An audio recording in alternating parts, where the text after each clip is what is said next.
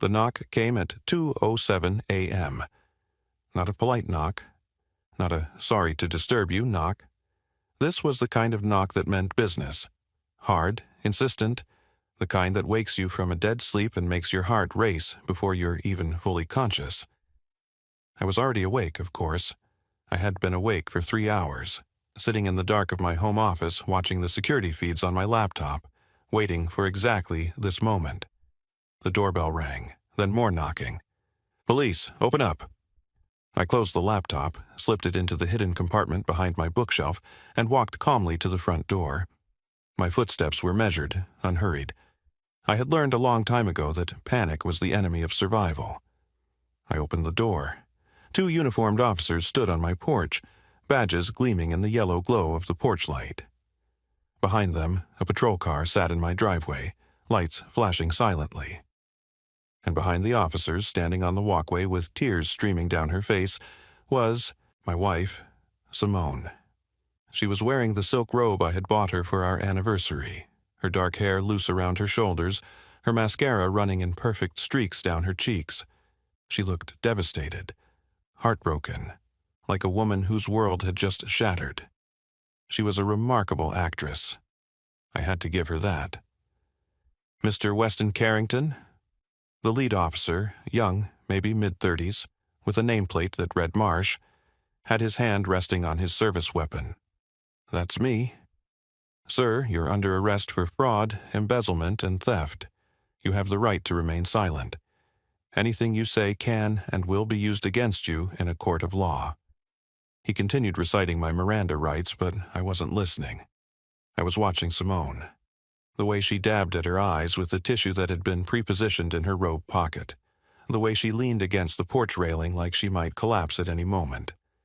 The way she glanced at me, just once, just for a second, with a look of pure triumph before resuming her performance of grief.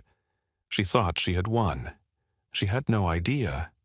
"Do you understand these rights as I've explained them to you?" "I do." "Turn around, please, hands behind your back." I complied. The handcuffs were cold against my wrists, a sensation I hadn't felt in 8 years, not since the last time I was arrested.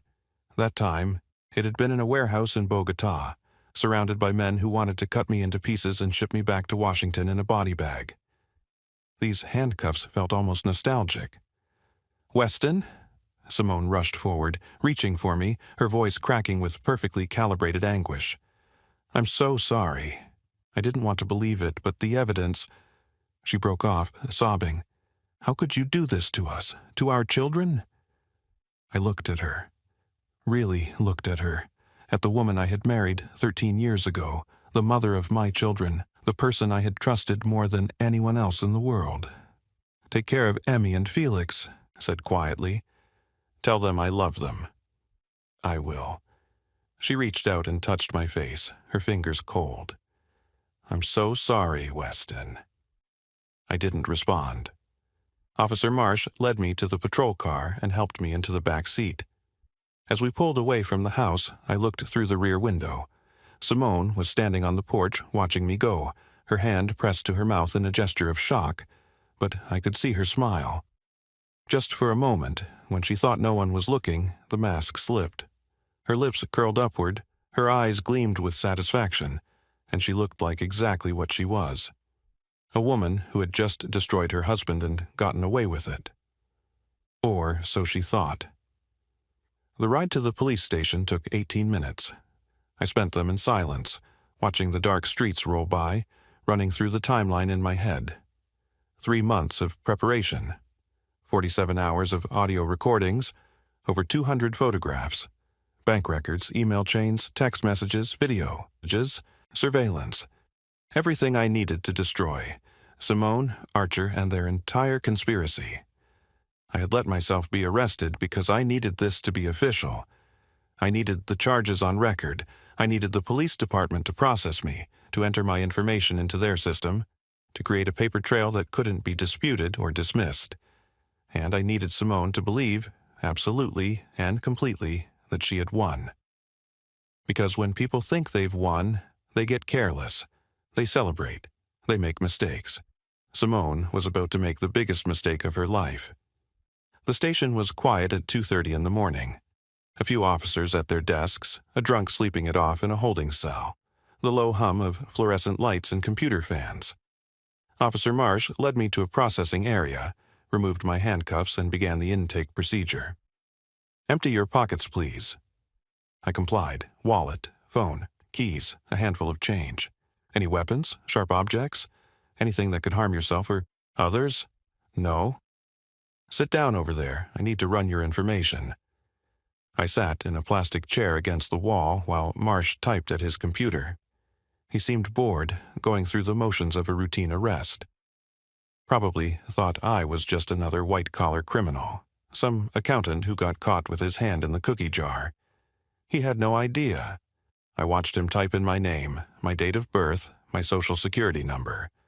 Watched him hit enter, watched the system start to process, and then I watched his face change. First, confusion. His brow furrowed, his head tilted slightly to the side, then surprise. His eyes widened, his fingers froze over the keyboard, then fear. His face went pale, his mouth fell open, and he pushed back from his desk like the computer had just threatened to bite him. "What the—" He leaned forward, read something on the screen, then pushed back again. "That can't be right." He typed something else. Hit enter. "Read the results." His hand started to shake. "Officer?" I kept my voice calm, curious. "Is there a problem?" He didn't answer. He was already reaching for his phone, punching in numbers with trembling fingers.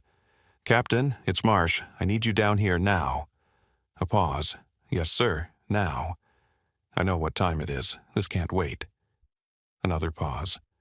"I can't explain over the phone. You need to see this yourself." He hung up. Looked at me, looked at the screen, looked at me again. "Mr. Carrington, I need to ask you to come with me." "Am I being moved to a holding cell?" "No, sir, to an interview room, and—" He hesitated, like he wasn't sure how to phrase what he wanted to say. "Would you like some coffee? Water? Anything?" Now I was officially interested. 2 minutes ago I had been a fraud suspect in handcuffs. Now I was being offered refreshments. The system had done its job. "Coffee would be nice. Black, no sugar." "Yes, sir." He led me to a small interview room, beige walls, metal table, 2 chairs, and left me, alone. The door didn't lock behind him. Through the small window, I could see him talking urgently with other officers, gesturing toward his computer, making more phone calls. I sat down and waited. Within 5 minutes, Captain Leland Grayson arrived. He was in his mid-50s, heavyset, with the tired eyes of a man who had seen too much in his 30 years on the force. He walked into the interview room without knocking, a folder in his hand, a look of absolute bewilderment on his face. "Mr. Carrington?" "That's me." He sat down across from me, set the folder on the table, and stared at me for a long moment.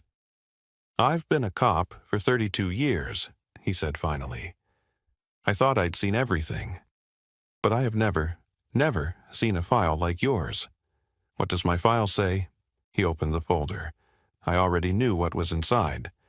"According to our system, you are a person of interest in exactly 0 ongoing investigations. You have no criminal record, no outstanding warrants, no traffic tickets." He paused. "You also don't exist." "I don't exist?" "Your fingerprints came back flagged, level 5 classification.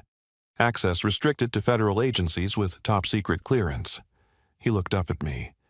"Do you know what level 5 means, Mr. Carrington?" "I have an idea."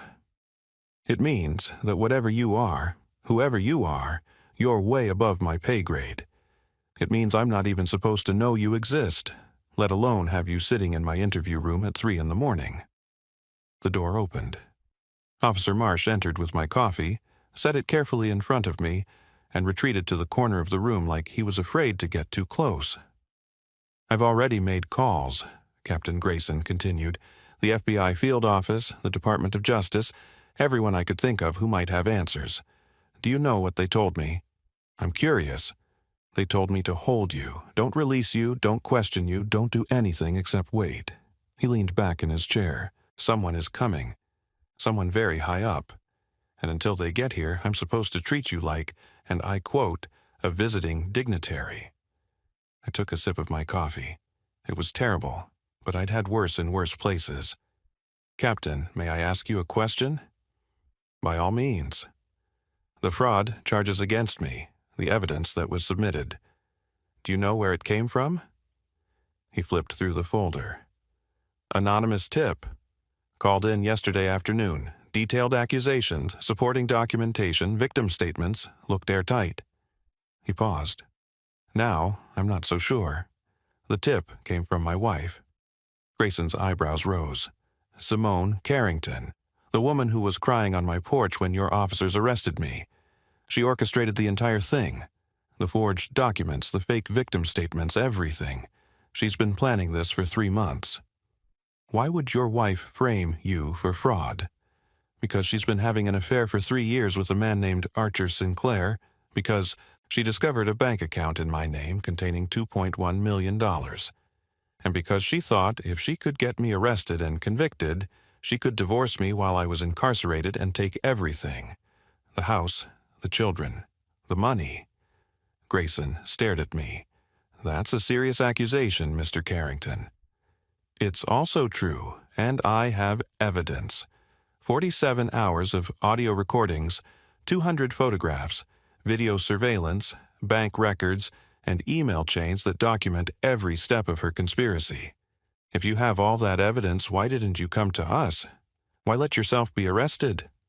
I smiled. "Because I needed everything on the record. I needed her to think she had won. And I needed to be sitting in this room, in this station, with your officers and your systems when the truth came out." The door opened again. A man walked in, tall, silver-haired, wearing a suit that cost more than most people make in a month. He moved with the quiet confidence of someone who was used to being in charge, used to walking into rooms and having everyone else defer to his presence. I recognized him immediately. Director Tobias Ives, FBI. "Everyone out," he said. "Now." Grayson stood up so fast he nearly knocked over his chair.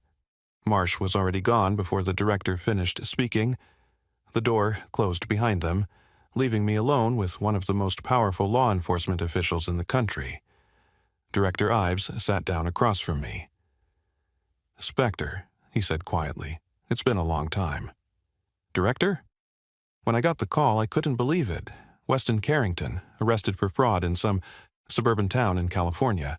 I thought it had to be a mistake." "It wasn't a mistake. I arranged it." His eyes narrowed. "You arranged your own arrest?" "I needed to be processed through the system. I needed the charges documented officially, and I needed my wife to believe she had destroyed me." "Your wife?" He shook his head slowly. "I've read the allegations, Weston. Fraud, embezzlement, theft from clients. Do you know how many people would have their careers destroyed by accusations like these?" "I do." "And you let it happen deliberately?" "I did." He leaned back in his chair, studying me with the sharp eyes of a man who had spent 40 years reading people. "Why? Because Simone has been planning to destroy me for 3 months. She and her lover, a man named Archer Sinclair, created forged documents, fabricated victim statements, and coordinated with a corrupt attorney named Priscilla Delaney to build a fraud case against me. Their goal was to get me arrested, divorced, and imprisoned while they took everything I have. And you knew this was happening? I discovered it in January. I've spent the last 3 months running a counterintelligence operation against my own wife." Director Ives was quiet for a moment. "You ran a counterintelligence operation against your wife.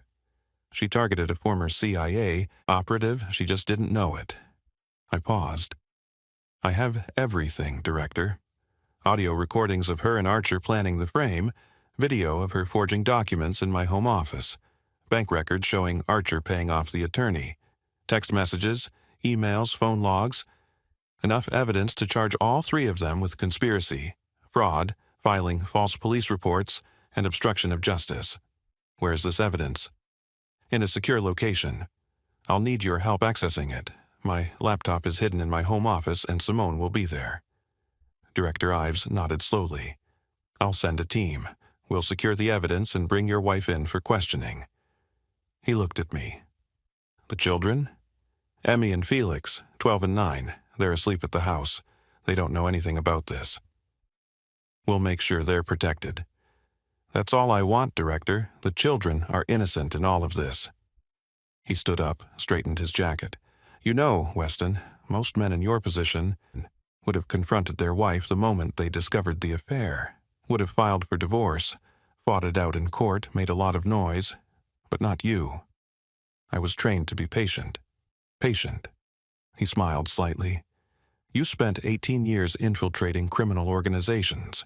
You took down cartels, arms dealers, human traffickers. You were one of the best operatives we ever had. He paused. And your wife thought she could outsmart you. She didn't know who I was. No.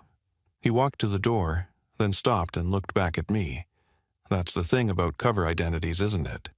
They work a little too well sometimes. The people closest to you don't know the real you. I thought about that for a moment. Maybe that's for the best. Maybe. He opened the door. Sit tight, Spectre. This is going to be a long night. Let me tell you who I really am. My name is Weston Thomas Carrington. I was born in 1975 in a small town in Virginia, the son of a factory worker and a schoolteacher. I was an unremarkable child in most ways. Decent grades, few friends. A quiet kid who spent most of his time reading books and taking apart electronics to see how they worked. But I had one gift that set me apart. I could become anyone. It started in high school. I would adopt different personas for different situations. The class clown with the jocks, the serious student with the teachers, the sensitive loner with the girls I wanted to impress. It wasn't manipulation, exactly. It was more like acting, like slipping into costumes that fit different occasions. By the time I got to MIT, I had refined this ability into something more sophisticated. I could change my body language, my speech patterns, my entire demeanor to match whatever role I needed to play. I could convince anyone that I was whoever I claimed to be. The CIA noticed. They recruited me in 1998, my senior year of college. A man in a gray suit approached me after class, handed me a business card, and said 6 words that changed my life. Your country needs your talents. 3 months later, I was at a training facility in Virginia, learning the skills that would define the next 18 years of my existence. Surveillance, counter-surveillance, interrogation resistance, hand-to-hand combat, weapons proficiency, demolitions. Languages, I eventually became fluent in 7. But my primary skill was infiltration, my ability to become other people, to adopt identities so completely that even I sometimes forgot who I really was. They gave me a code name, Spectre. For 18 years, I was a ghost. I infiltrated drug cartels in Colombia, arms-dealing networks in Eastern Europe, human trafficking rings in Southeast Asia. I spent months, sometimes years, building covers, gaining trust, gathering intelligence that brought down some of the most dangerous criminal organizations in the world. I was arrested 17 times, shot 3 times, tortured twice. I watched friends die. I killed people who needed killing. And through it all, I remained invisible. A specter. By 2016, I was 41 years old. I had 2 children, Emmy, 4, and Felix, 1, and a wife who thought I was an IT consultant who traveled frequently for work. I had missed first steps and first words and countless bedtime stories. I had seen things that gave me nightmares I couldn't explain to anyone. I was tired, so I retired. The agency set me up with a pension fund, $2.1 million, a lifetime of danger pay and hazard bonuses, and a cover story. Weston Carrington, IT consultant, boring, forgettable, exactly what I needed. I thought I could finally have a normal life, a wife, children, backyard barbecues and soccer games and lazy Sunday mornings. I was wrong. I met Simone in 2010 during a brief leave between operations. She was working as an event planner for a charity gala I attended, beautiful and charming, and exactly what I needed after 6 months undercover in a Russian arms network. We talked for hours, exchanged numbers, went to dinner the following week. She seemed so normal, so refreshingly, blessedly normal. Within 6 months, I was in love. Within a year, we were married. My handler, Harlan Northwood, warned me. He had seen too many operatives marry civilian women, only to watch those marriages crumble under the weight of secrets and absences. "She doesn't know who you are," he said. "What happens when she finds out?" "She won't find out." "Everyone finds out eventually, Weston." But I ignored him. I was in love, and I was arrogant, and I believed that I could compartmentalize my life forever. Emmy was born in 2012, Felix in 2015, and for a few years everything seemed perfect. I missed birthdays and anniversaries due to business trips.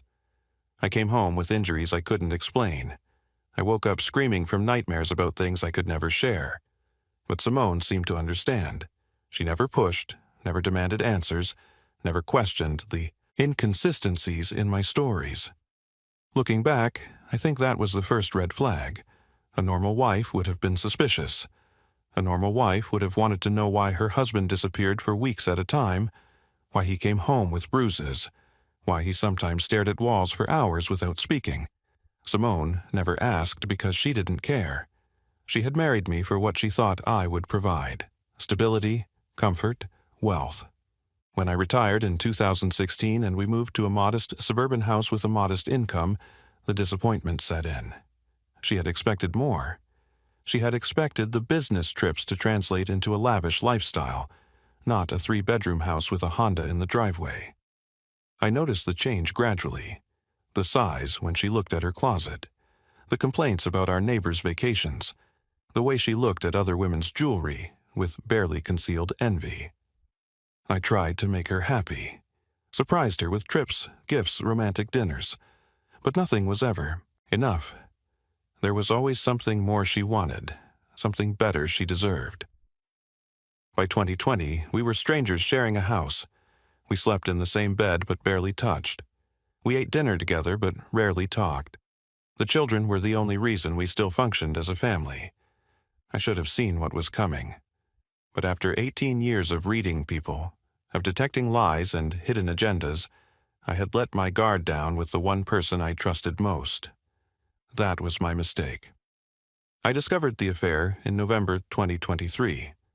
It wasn't intuition that tipped me off, it was training. Old habits die hard. Even in civilian life, I found myself cataloging details, noticing patterns, filing away information that might be useful someday. And over the course of several months, the patterns started to add up. Simone's phone, always face down on the table.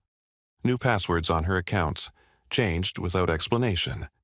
Business trips that coincided with my own absences. Trips I later realized she wasn't taking at all.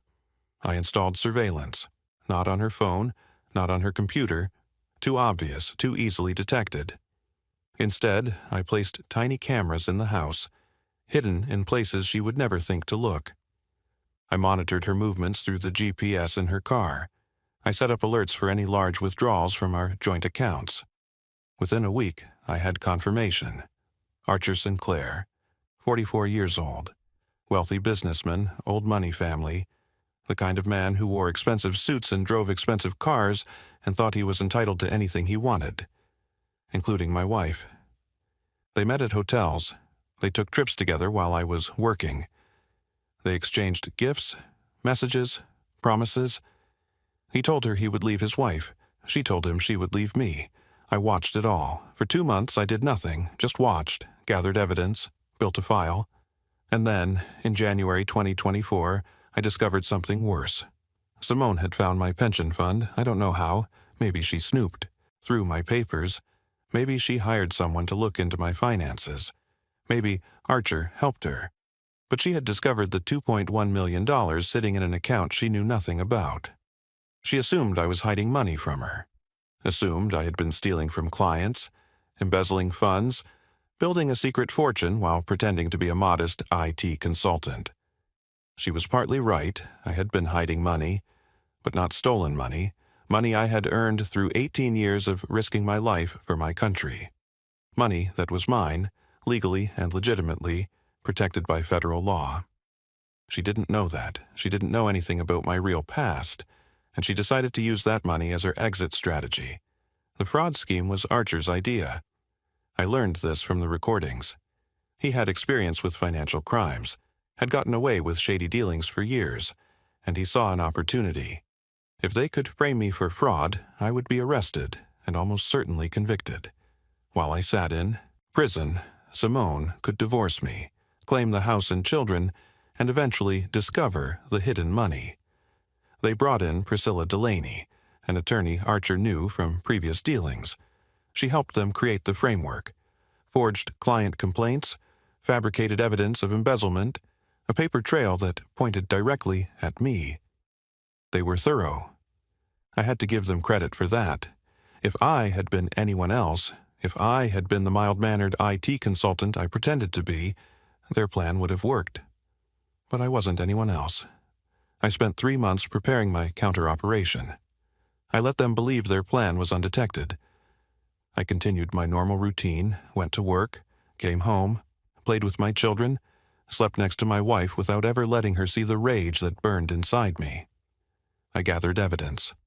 Every conversation between Simone and Archer recorded. Every document she forged, photographed. Every payment Archer made to Priscilla traced. I built a case so airtight that no jury in the world would acquit them. And I waited. I waited for them to spring their trap. Waited for the anonymous tip to the police. Waited for the 2 a.m. arrest that would convince them they had won. Because I knew something they didn't. The moment they filed those false charges, they committed federal crimes. And the moment I revealed my true identity, those crimes would be investigated by agencies far more powerful than any local police department. Simone thought she was destroying a nobody. She was actually destroying herself. The FBI team arrived at my house at 4:30 a.m.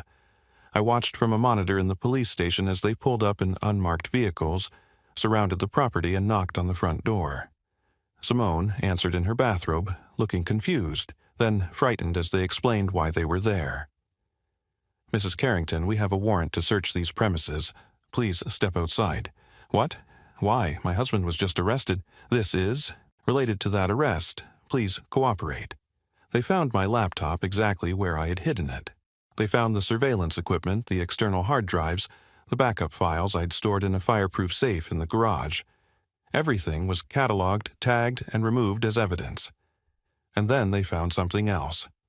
In Simone's home office, the one she thought I never entered, they discovered a stack of forged documents. Client complaints that had been fabricated on her computer. Fake invoices with my signature copied and pasted. A draft of the anonymous tip she had sent to the police. She had kept it all. Some criminals are smart enough to destroy evidence. Simone was not one of them. By 6 a.m., she was in handcuffs. By 7 a.m., Archer Sinclair had been picked up at his downtown apartment. By 8 a.m., Priscilla Delaney was under arrest at her law office, surrounded by clients and colleagues who watched in horror as federal agents led her away. And by 9 a.m., I was home.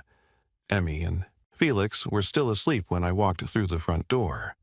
My mother-in-law, Simone's mother, who had been called to watch the children, stood in the living room looking confused and angry. "What is happening?" she demanded. "Where is my daughter?" "In federal custody. She's been arrested for conspiracy, fraud, and filing false police reports." "That's impossible. Simone would never—" "She did. I have proof. And now she's going to face the consequences." I walked past her, up the stairs to the bedrooms where my children slept. Emmy was curled up with her stuffed rabbit, her dark hair spread across the pillow. Felix was sprawled on his back, mouth open, making the little snoring sounds I had missed so many nights over the years. I stood in the doorway, watching them breathe. These were the people who mattered. Not Simone, not Archer, not the money or the house or anything else. Just my children. I had spent 18 years protecting strangers. Now I was going to protect the 2 people who actually needed me. The trials took place over the following year. Simone, Archer, and Priscilla were each charged with conspiracy to commit fraud, filing false police reports, and obstruction of justice. The evidence against them was overwhelming. Not just my recordings and surveillance, but the FBI's own investigation, which uncovered additional crimes I hadn't even known about. Archer, it turned out, had been embezzling from his own company for years. He had planned to use Simone's share of my hidden money to cover his losses before anyone noticed. When investigators started pulling at that thread, his entire financial house of cards collapsed. He pleaded guilty to avoid trial, 15 years in federal prison. Priscilla tried to fight.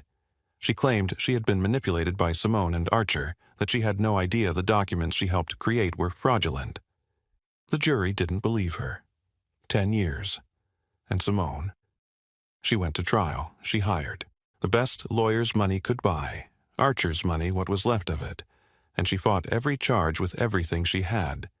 It wasn't enough. The recordings destroyed her. Her own voice, planning my destruction, played in open court for everyone to hear. Her smug laughter as she discussed taking my children. Her cold calculations about how much money she would get. The jury deliberated for less than 4 hours. Guilty on all counts. 12 years in federal prison. I was in the courtroom when the verdict was read. I watched her face crumble, watched her turn toward me with something like desperation in her eyes. "Weston," she said, "please, the children will be taken care of," I said, "by me." I walked out of the courtroom and never looked back. Explaining everything to Emmy and Felix was the hardest thing I've ever done. Not the arrests, not the trials, not any of the operational challenges I faced during my years with the agency. Sitting down with my 12-year-old daughter and my 9-year-old son and explaining why their mother was going to prison. I kept it simple, age-appropriate. I told them that their mother had made some very bad choices, that she had broken the law, and that she had to face consequences for what she did. "Is it because of you?" Emmy asked. "Did she do something bad to you?" "Yes, sweetheart. She tried to hurt me, but she got caught." "Are you okay?" "I'm okay, and I'm going to be here for you, both of you, always." Felix didn't say much. He just climbed into my lap and held on, the way he used to when he was a toddler and something scared him. I held him back. Over the following months, we settled into a new routine. I took a consulting job that allowed me to work from home. The agency helped arrange it. One last favor for an old operative. I made breakfast every morning, drove the kids to school, helped with homework, attended every soccer game and dance recital. I was finally the father I should have been from the beginning. The kids asked about their mother sometimes. I arranged supervised phone calls, facilitated visits to the federal prison where she was housed. I didn't want them to hate her. I didn't want them to grow up with that kind of poison in their hearts. But I also didn't pretend she was innocent. When they were old enough, I showed them some of the evidence. Not the worst of it, but enough to understand that their mother had made choices with consequences. "Why did she do it?" Emmy asked me once. "Didn't she love us?" "I think she loved you," I said carefully, "but she loved money more, and she made the mistake of thinking those things were the same. They're not. No, sweetheart, they're not." 2 years have passed since that night. I'm 51 now. Still living in the same house, though I've redecorated most of the rooms, erasing traces of Simone, replacing them with photographs of me and the children, artwork Emmy made, certificates from Felix's baseball league. Emmy is 14, a teenager now, with all the drama and intensity that entails. She's discovered makeup and boys and social media, and she keeps me on my toes in ways that no CIA training ever prepared me for. Felix is 11. He's quieter than his sister, more introspective. He likes computers, like his father, though he doesn't know the half of it. And he's already building programs that impress his teachers. They know who I am now.